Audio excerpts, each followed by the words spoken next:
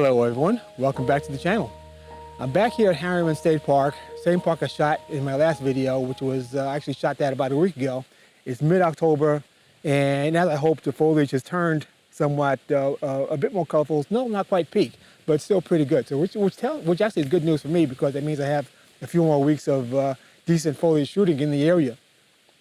Now, at the end of last video, I said that I was going to scout around and look for some new locations and maybe do some bird photography that day. I didn't get any decent shots, but I did find a good location. So this is basically the Silver Mine Lake Reservoir.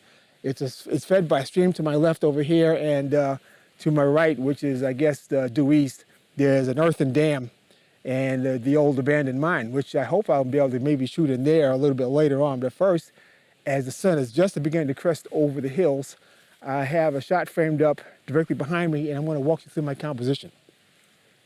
So what I have here are these, I'm not sure what kind of trees they are. They may be aspen or beech. Actually, it's a mixed forest, because there's some evergreens of some kind behind it, but I think spruce.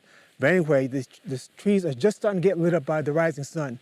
And my plan is to use the reflections and the lily pads that are in the foreground, which you can see right here, to kind of not offset, but balance the composition. Because I'm focused on that tree that's right in the middle. I'd noticed it when I was here before, and it seemed like it would be a good main subject. And I'm probably going to pan around and shoot some more trees in this area, but I'm starting right here. So as I'm focused there, I'm going to turn the polarizer on my lens to try and increase the reflections, which will show probably a little bit more once the sun has risen. So at this point, I just have to wait for the light. If it works out as way as I see it starting to come up across to the northeast from here, it should start to illuminate these trees right there. And when that happens, I'm going to take the shot.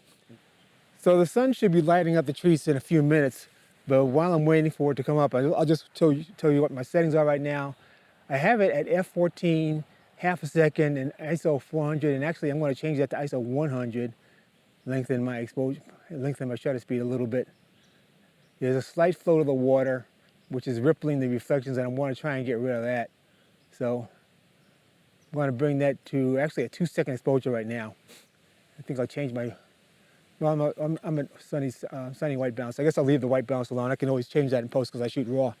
Once the sun comes up, I'll probably change the setting slightly, and my final settings you'll see momentarily. In fact, I can see the, in fact, let me just, yeah, I can see the sun is just starting to light up the tops of the trees. So once it comes down a little bit more in about 5 minutes, the shot will be ready, and I think this is going to be glorious. All right, well, you may be able to hear the wind, and if so, I'm sorry about that, but you can definitely feel the wind. And because that wind is picked up as the sun has risen, interestingly enough, the foliage is moving quite around a bit, so that means I'm going to have to use a faster shutter speed, which means I'm going to have to pick up my ISO. So I'm going to move that to 400, and that's going to allow me, with the polarizer, to get a shutter speed of 0.3 of a second. So if I time it right, that should freeze the foliage in the distance far enough that I'll still get a decent shot, and it's really starting to light up now. So I'm going to take the shot. I'm going to take a series of them as the sun moves up and illuminates the trees and the foliage and the trunks. Right now, the foliage and the reflections of them in the pond are pretty well lit up. So I'll take that shot right now.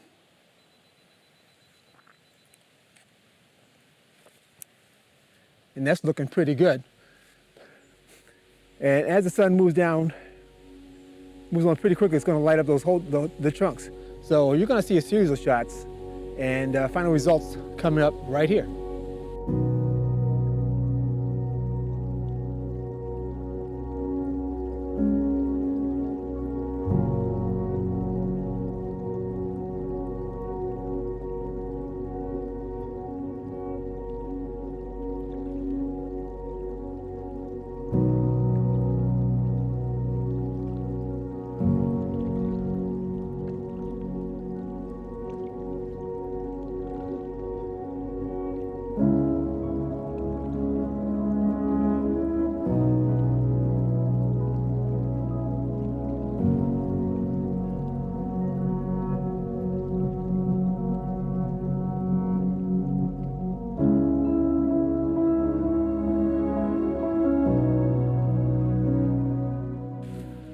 Okay, I've got another composition lined up, and I'm going to have to take it pretty quickly, because the sun is kind of moving around behind trees, and I'm probably going to have to take multiple exposures to get the shot that I want. Right now, as you can see, I've got kind of an outcropping of the lakeshore as it bends around there, and it's really lit up. The sun has really lit up those trees that are at the edge there, and in the interim, in the foreground, I should say, I've got this boulder and a fallen log that's leading, both of which point right to it. So I'm going to be framing this up to get, again, highlight the reflections of the trees in the water. If the light lights up the lily pads just a little bit, and also the rocks again, and that tree, or the tree trunk, I think I'll have a really nice shot. So while I'm waiting for the light to change, I'm going to take a few exposures. Like I said, I'm going to have to focus stack this definitely once on the rock and again on the trees. And I really like how the trees are on the edge there, especially that red one, is framed up against the dark hill in the background. Now, unfortunately, as you can see, I've got a clear blue sky, no clouds. Because if there were some clouds in here, that would make the shot really special. But since I don't, I've kind of cropped out a lot of that sky, and I've got a 3-stop medium grad ND filter to kind of bring the sky down so I don't blow out those highlights. And I may wind up cropping it out altogether from the final composition. But let me go and take my first shot after I focus on it.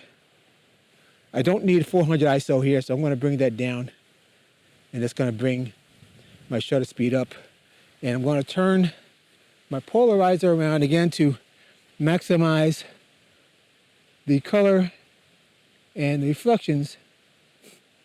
So right about there. Use this filter up a little bit. All right, so I'm going to take my first of series of shots, focusing first. Well, actually, I focus first on the trees, but I'm going to change that focus to focus on the rocks. All right, the trees are starting to light up. The foreground logs starting to light up. Well, the trees have been lighted up. The rocks are lighting up. If the sun moves around the tree that's slightly blocking that boulder, then I really have a good shot. So I'm just going to wait for that, because the trees in the background are going to stay lit up for a while because there's nothing blocking them. And once I finish everything and the light works the way I want, and pardon my sniffles, the shot's going to come up right here.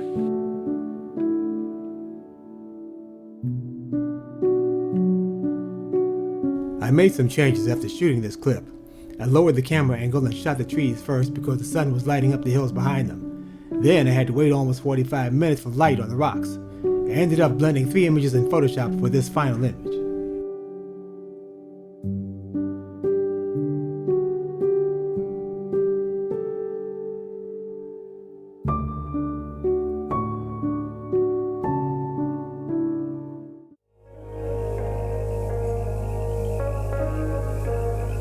My next stop was the abandoned silver mine next to the lake.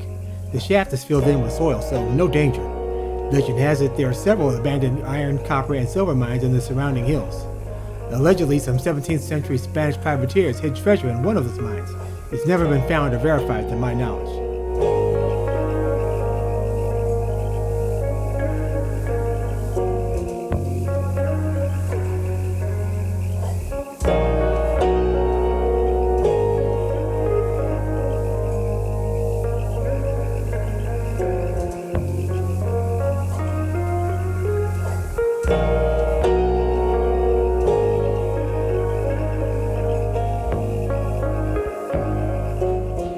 I'm inside the mine entrance now.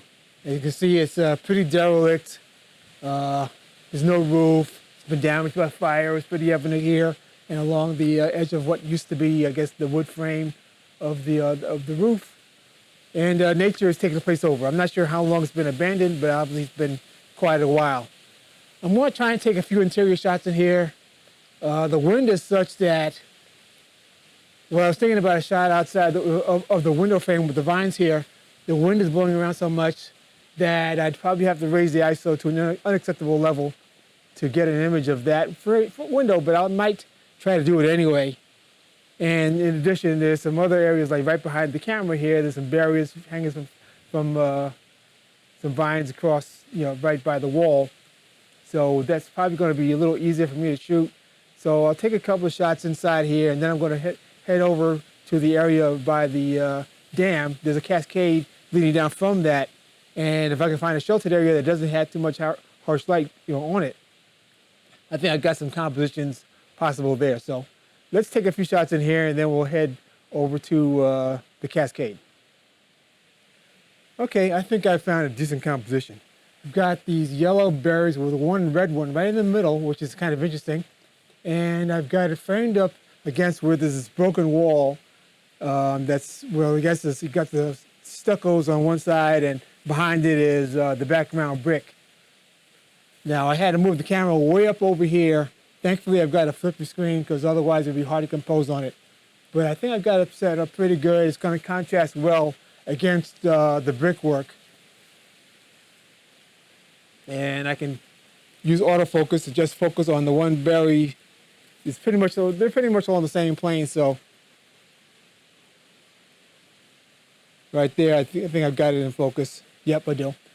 All right, so I'm going to use my 2-second timer as soon as actually it's not really moving around that much. I've got a speed of 1/40th of a second at f4, actually f4.5. I want to trick it down right down to 4. And ISO 400. And I might take another exposure at ISO 800 just to use a little bit of a faster shutter speed to really make sure I freeze the berries. Even though they're hardly moving right now, and I want to take the shot, I have to be very careful to not touch the branch or anything at all, because otherwise any vibration is just going to go right up the branch across to the vine and then to the berries. So right now everything's pretty still moving. And of course, as I say that, everything starts moving around, so I'm going to have to wait a little bit. Like right about now.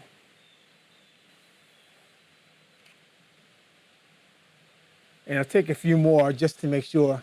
And like I said before, I'm going to change the exposure to give myself an ISO of 800 and probably give me a shutter speed of around 1/60th or 1/80th. And whatever works out best, you'll see coming up. And then I'm going to move on to the waterfall.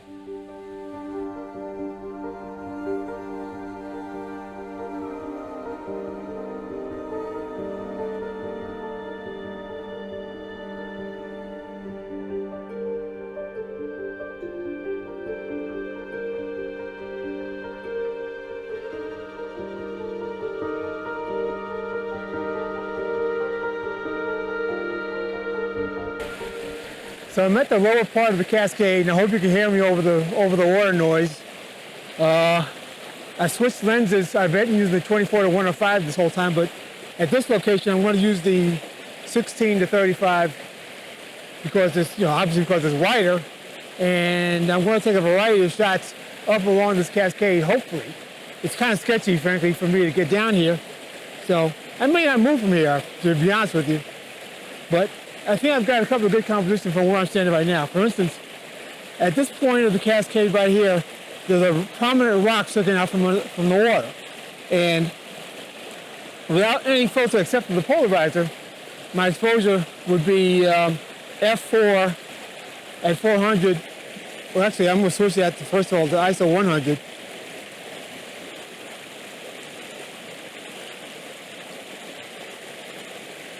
And that'll get me a shutter speed down to 1/6 of a second. And that's a pretty good starting point for a cascade. I'm going to polarize this so that I cut down some, but not necessarily all of the highlights, because I want to have a good sense of the wetness of the rock. And I really like the wetness of that particular rock that's in the middle. So I'm probably going to zoom in on that, which at this point is limiting me to 35 millimeters, but I can of course crop it since it's a high megapixel camera. So first thing I'm going to do is set this up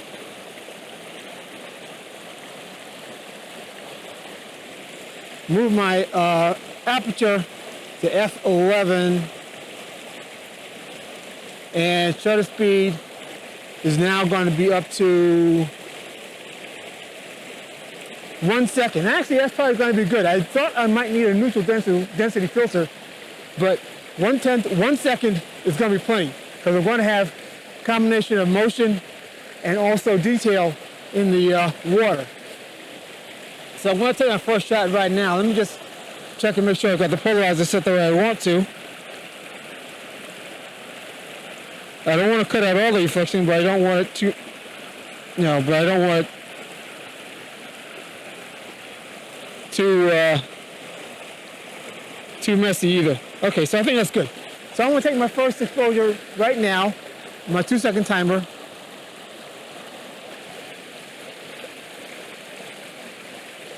Of course, it helps if I actually press the button. There we go.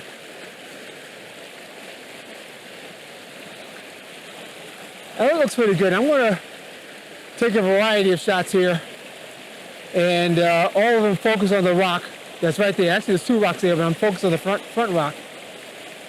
And hopefully I can capture with the polarizer some of the leaves and stuff that's in the water underneath the water. And then I'm going to go to the upper part of the cascade a little over here and take some more shots. And the series of shots that I take at this location, you're going to see right now.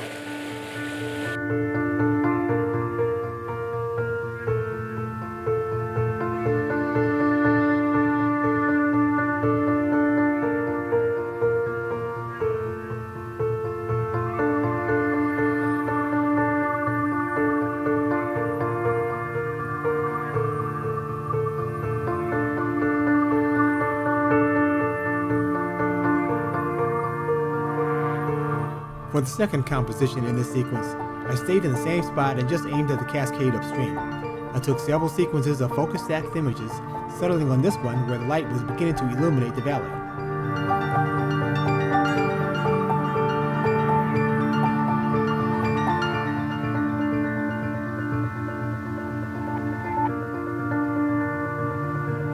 Okay folks, I think that's going to make it a wrap for this episode. As you can see, the light's getting quite harsh, the park is starting to get a little busy.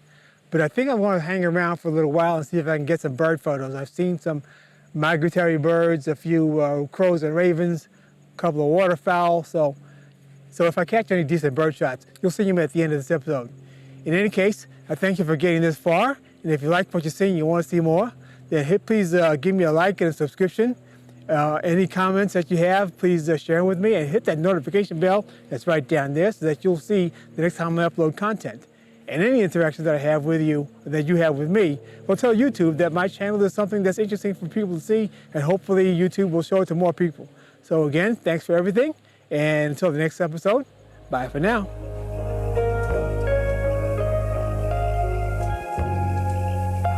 These bird shots are just okay. I left my 1.4x extender at home, and 500mm isn't really long enough for songbirds unless we're really close. I'll make sure to pack the extender for next time.